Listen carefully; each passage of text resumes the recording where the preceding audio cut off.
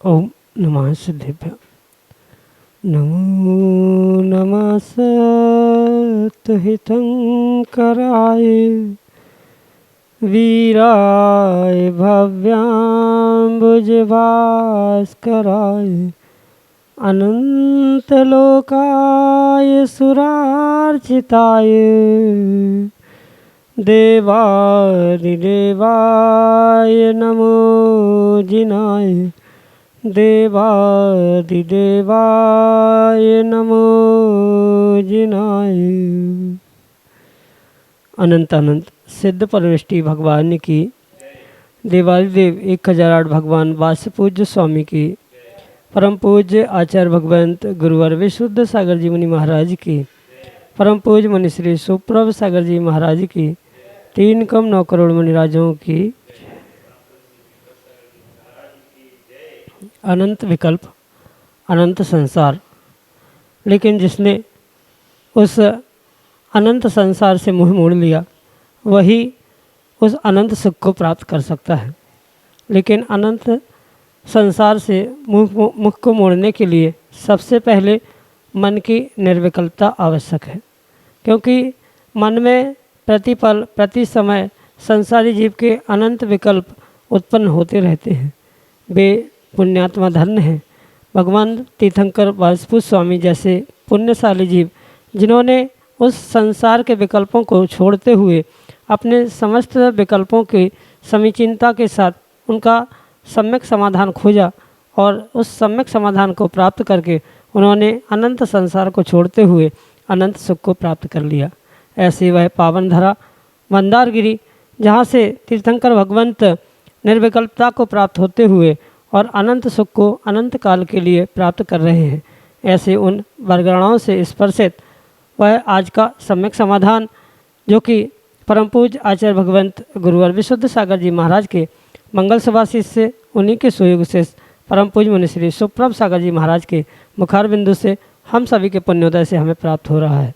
क्योंकि संसारी जीव के मन में विकल्प तो होते हैं, विकल्प होना स्वाभाविक है, लेकिन वे पुण्यात्मा होते हैं जो अपने विकल्पों को समीचीनता प्रदान करते हुए किसी निर्ग्रंथ गुरु से उसका सम्यक समाधान प्राप्त कर लेते हैं। और आप सभी पुण्यात्मा हैं कि अपने विकल्प को समीचीनता प्रदान करते हुए परम पूज्य मुनिश्री तक प्रेषित करते हैं और परम पूज्य मुनिश्री उसका आगम के परिप्रेक्ष्य में आपको सम्यक रूप से समाधान प्रदान करते हैं। प्रारंभ होता है आज का सम्यक समाधान, और आप भी अपना समीचीन विकल्प भेजते हुए उसका सम्यक रूप से समाधान प्राप्त करने का पुरुषार्थ करें। आज के पहले विकल्प के लिए आष्टा मध्य प्रदेश से डॉक्टर मगन जैन, श्रीमती चंदा जैन महाराज श्री के श्री चरणों में बारंबार नमोस्तु निवेदित करते हुए अपना समीचीन प्रश्न रख रहे हैं कि गुरुदेव, जीव के कितने गुण होते हैं? कृपया हमारे समीचीन विकल्प का सम्यक रूप से समाधान करते हुए हमारा मार्गदर्शन करने की अनुकंपा करें। नमोस्तु महाराज जी, नमोस्तु। ओम नमः सिद्धम। परम पूज्य आचार्य भगवान गुरुवर विशुद्ध सागर जी महाराज की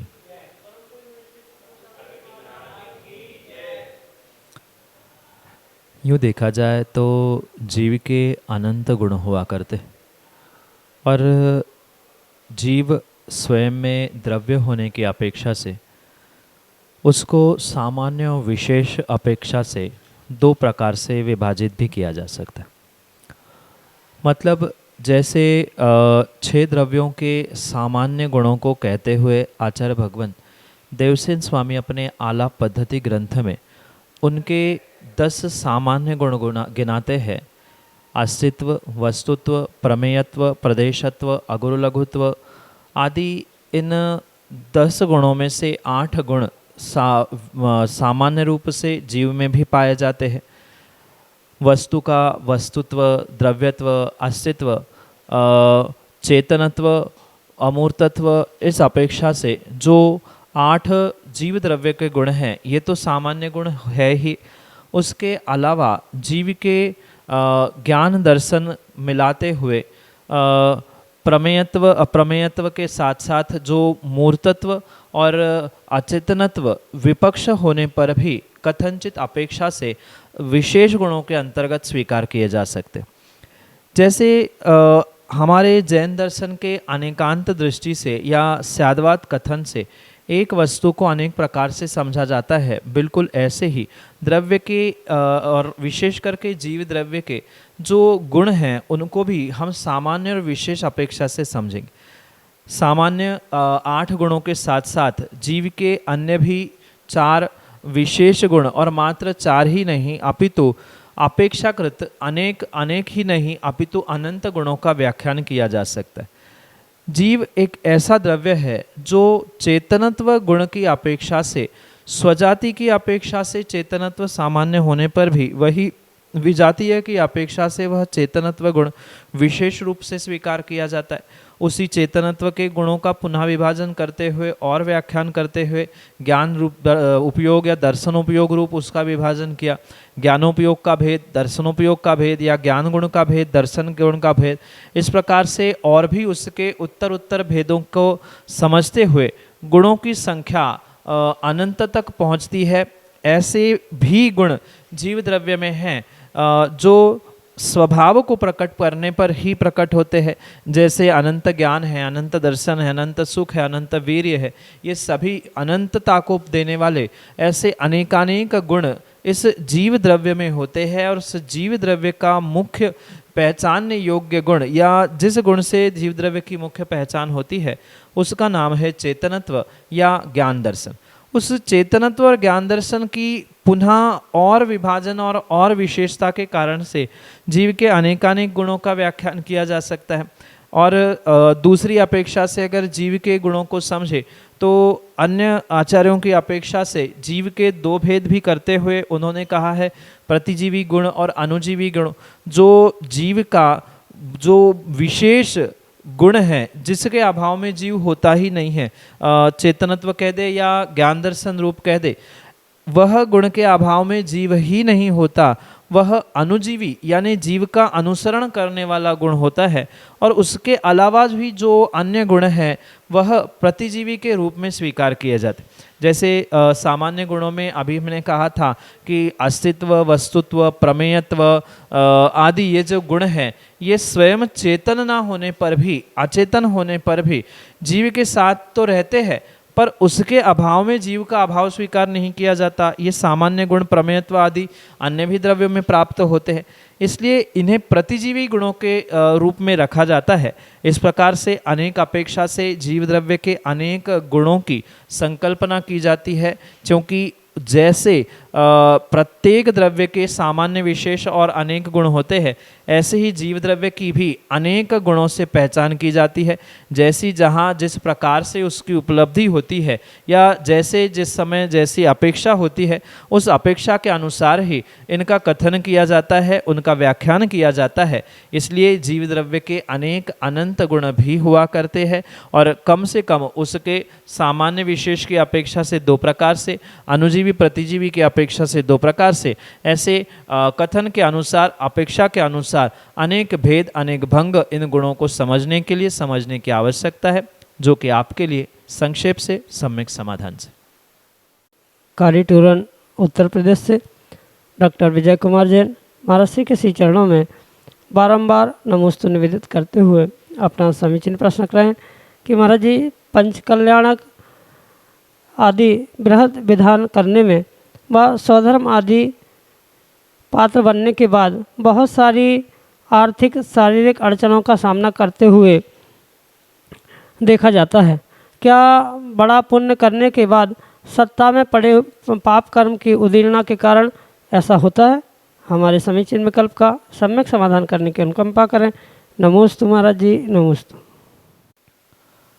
हाँ, ये सत्य है कि जीव जिन कर्मों को कई वर्षों कई भवों बाद उदय में प्राप्त करने वाला था, उनको कुछ विशेष साधना, विशेष धार्मिक अनुष्ठानों के माध्यम से वह पूर्व ही समय में, यानी उदय आने के पूर्व में ही उदय को प्राप्त करवाता है, जिसे सामान्य भाषा में उदीर्णा आदि कहा जाता है।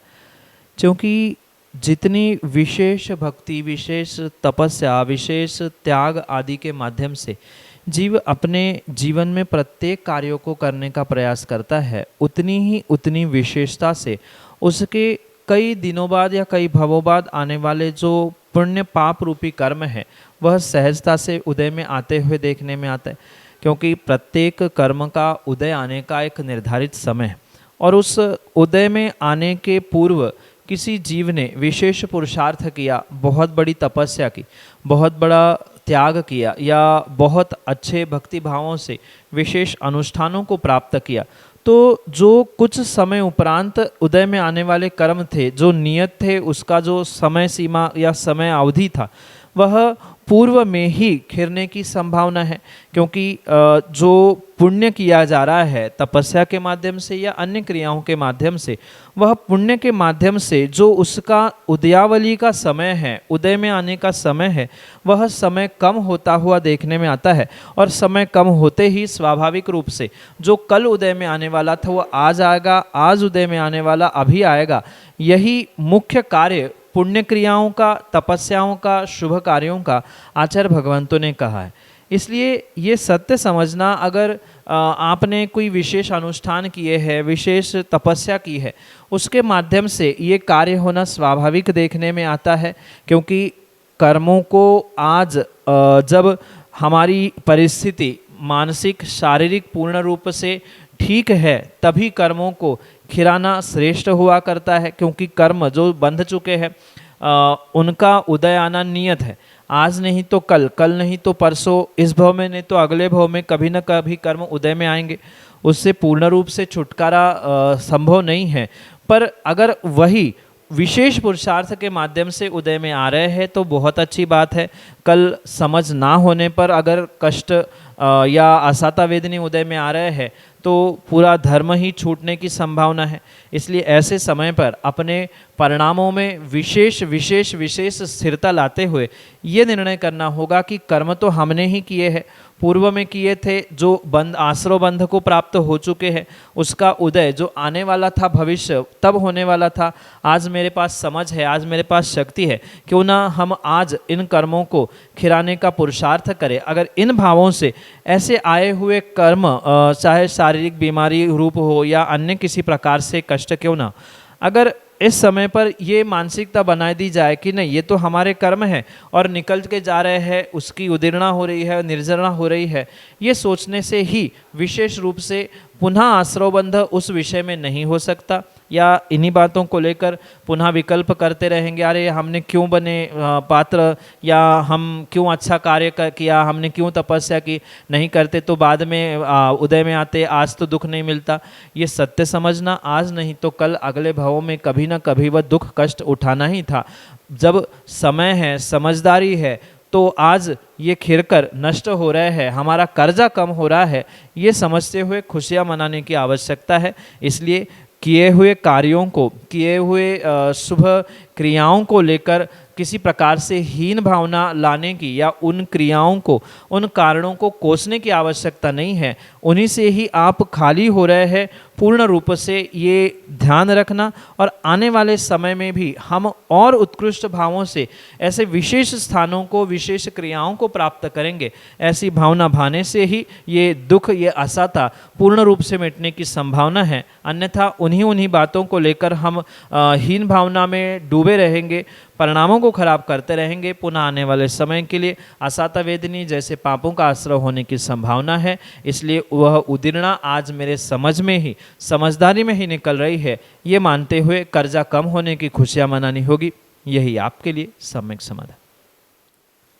भोपाल मध्य प्रदेश से श्रीमती चंदा दीपक जैन महाराज श्री के चरणों में बारंबार नमोस्तु निवेदित करते हुए अपना समीचीन प्रश्न रख रहे हैं कि महाराज जी, अशुद्धि के समय में जाप करना सही है क्या? हमारे समीचीन विकल्प का सम्यक समाधान करने की अनुकंपा करें। नमोस्तु महाराज जी, नमोस्तु। अशुद्धि के समय में जाप आदि देने में किसी भी प्रकार से कोई दोष नहीं है, पर ये ध्यान रखना होगा कि अशुद्धि के समय पर जाप किस प्रकार से, किस स्थान पर और किस विवेक से देना चाहिए, ये तात्कालिक परिस्थिति को समझकर ही निर्णय करने योग्य बात है। क्योंकि अशुद्धि अनेक प्रकार की स्वीकार की जाती है, तो अशुद्धि किस प्रकार से है, मात्र शारीरिक अशुद्धि है या मानसिक अशुद्धि है, या किसी सूतक पातक के निमित्त से अशुद्धि है, किसी बीमारी के निमित्त से अशुद्धि है, या रूटीन की अशुद्धि है, किस प्रकार की अशुद्धि है, उस पर वह जाप किस प्रकार से करना है ये निर्धारित किया जा सकता है। मतलब सूतक पातक के दिनों में भी अगर जाप की जा रही है, उन अशुद्धि के दिनों में भले ही सच्चे देवशास्त्र गुरु को स्पर्श करने का निषेध है, पर वहाँ पूर्ण रूप से जाप आदि करने में किसी प्रकार से कोई विकल्प नहीं है। माला लेकर भी जाप की जा रही है, तो माला लेने के उपरांत मतलब 10 दिन 13 दिन के बाद उस माला की भी शुद्धि करते हुए, उसको शुद्ध करते हुए जाप करने में दोष नहीं है। या अन्य प्रकार से भी कुछ अशुद्धि समझ में आ रही है, तो वह शारीरिक या रूटीन वाली अशुद्धि के समय में भी अगर मौन से जाप किए जा रहे हैं तो उसमें कोई भी दोष नहीं है, क्योंकि अशुद्धि का समय वह मायने रखता है कि जाप के माध्यम से आप पुण्य कर सकते नहीं कर सकते। अगर सर्वथा अशुद्धि के दिनों में जाप पाठ का निषेध होता तो फिर इन दिनों में जीव क्या करेगा, पूर्ण रूप से कार्य से निवृत्त है और शुभ कार्य भी नहीं करेगा, तो कहीं ना कहीं अशुभ कार्यों में मन भटकने की संभावना है। इसलिए अशुद्धि के दिनों में और जो रूटीन वाली अशुद्धि होती है, विशेष करके महिलाओं के स्थिति में, तो उस समय में मौन पूर्वक बिना हाथ चलाए, बिना माला आदि का प्रयोग करते हुए मन में ही जाप करना किसी प्रकार से दोषपूर्ण नहीं है, पर वही जोर जोर से उन मंत्रों का उच्चारण कर लेना, माला या किसी अन्य सामग्री का प्रयोग करते हुए क्षेत्र का विवेक नहीं रखना, ये तो पूर्ण रूप से गलत बात हो सकती है। इसलिए द्रव्य, क्षेत्र, काल, भाव, स्थान आदि सबका ध्यान रखते हुए अगर मौन से बिना हाथ मुंह हिलाए जाप किए जा रहे हैं तो वह पूर्ण रूप से योग्य है, उचित है, उसमें किसी प्रकार से कोई दोष नहीं है। पर मौन खोलते हुए अशुद्धि के दिनों में कहीं सार्वजनिक आदि स्थानों में बैठकर जोर जोर से उच्चारण करते हुए जाप करना किसी प्रकार से उचित नहीं हो सकता। इतना विवेक रखते हुए ही अशुद्धि के दिनों में जाप आदि करने की आवश्यकता है। अन्य भी जो शारीरिक आदि मतलब बीमारी के कारण में भी पलंग आदि पर बैठे बैठे बेड आदि पर भी जाप की जा रही है, तो वहाँ भी क्षेत्र की, द्रव्य और स्थान आदि की शुद्धि की मर्यादा रखते हुए ही इन जाप आदि को करने की आवश्यकता है। जितनी मर्यादा का ध्यान रखा जाएगा उतना ही विशेष फल वहाँ पर प्राप्त होने की संभावना है। यही आपके लिए सम्यक समाधान। श्रीमती ज्योति जैन, सारणी, मध्य प्रदेश से महाराज जी के चरणों में बारंबार नमोस्तु निवेदित करते हुए अपना प्रश्न रख रहे हैं कि महाराज जी, भगवान की प्रतिमा विराजमान कराने का क्या फल प्राप्त होता है? हमारे समीचीन विकल्प का सम्यक समाधान करने की अनुकंपा करें। नमोस्तु महाराज जी, नमोस्तु। आचार्यों ने कहा है, प्रत्येक श्रावक को अपने जीवन में 3 विशेष कार्य अवश्य प्राय करने होंगे, और उसमें से एक विशेष कार्य है कि श्री जिनेंद्र भगवान की एक प्रतिमा अपने शक्ति के अनुसार जीवन में अवश्य ही विराजमान करनी चाहिए। ये आवश्यकता नहीं है कि मूर्ति कहाँ पर है, कितनी बड़ी है, कैसी है, कौन से भगवान की है, पर जीवन में श्रावक को अपनी पर्याय को, अपने धन जो परिग्रह रूपी एकत्रित उसने किया है, उन सबको सार्थक करने के लिए शक्ति के अनुसार एकाध बार तो जिनेंद्र भगवान की प्रतिमा विराजमान करनी ही करनी चाहिए। क्योंकि इस जिनेंद्र भगवान के प्रतिमा विराजमान करने का इतना विशेष फल आचार्यों ने कहा है, जो साक्षात आने वाले समय में, आने वाले पर्याय में श्रावकों को नियम से भगवान जिनेंद्र बनाने की शक्ति रखता है।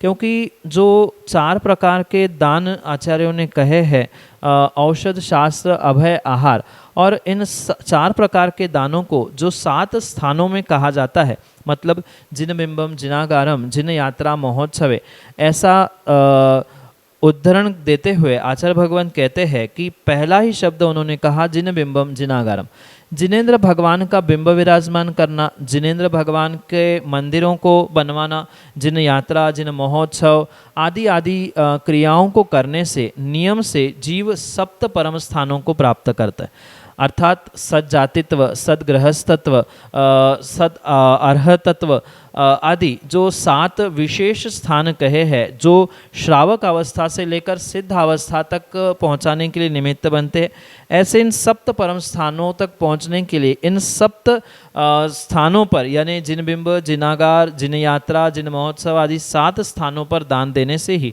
विशेष फलदायी हुआ करता है।